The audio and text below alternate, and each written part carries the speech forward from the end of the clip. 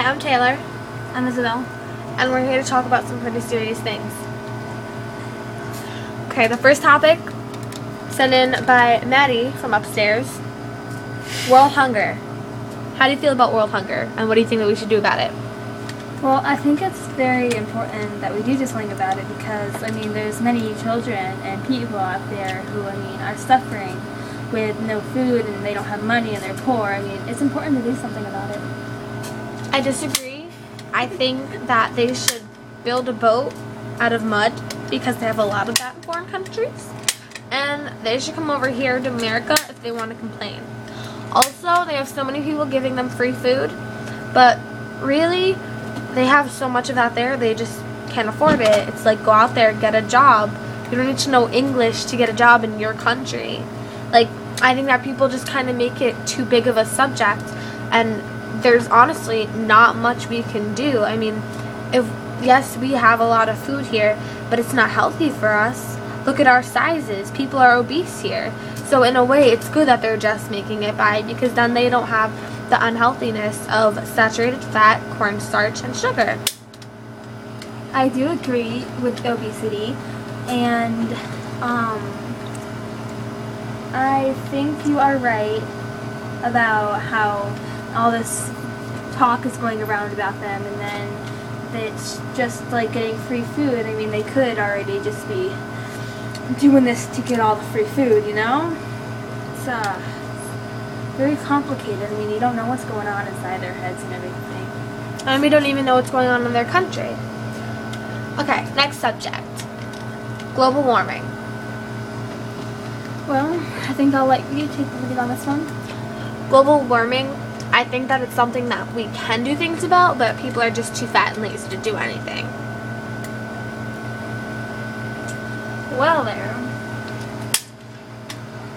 I will have to agree with you. Oh, can I just say one thing? So many people, so many groups, they're making little tiny donors and whatever the crap they're doing to raise money for these domestic affairs and stuff.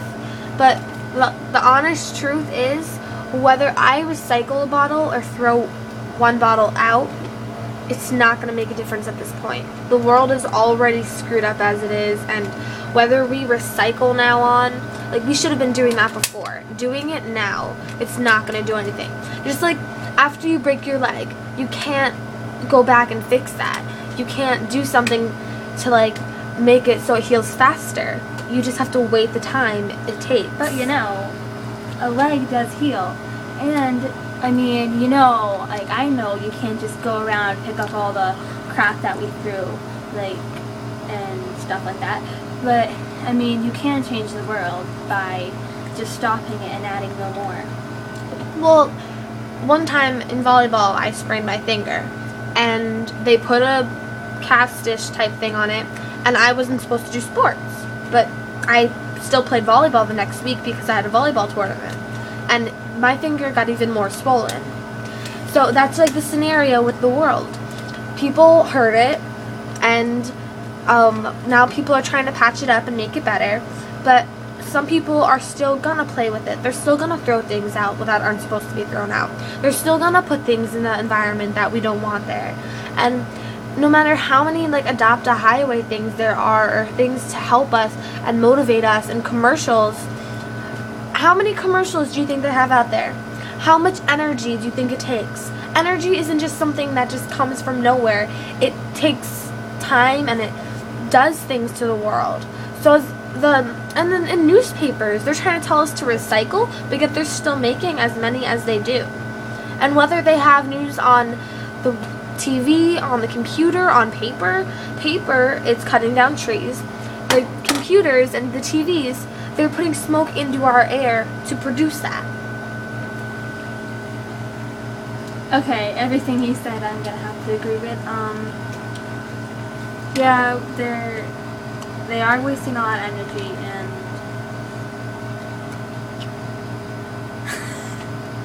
yeah. Serious topic. Sorry, I forgot what he said anything, but yeah, by making more newspapers, they should, there should be some other way to tell us. We already know. It's not like we have to know it again. So like writing it on newspapers and sending them out. That's not going to help at all. And using all the energy to put it up on the computers and everything. So, yeah. My honest opinion is, from what I wanted and what I want for our future, which I know will never happen, is to go back to like riding horses and going to like little tiny schoolhouses and learning on chalkboards, because that's how the environment was and that's how it was so amazing.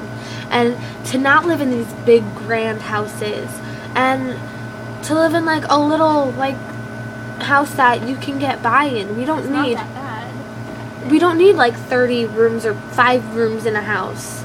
Like, and look at how families are now. People are splitting up. There's families who have suicidal children, homicidal people, and that's because they weren't brought up in a house that you're close together in.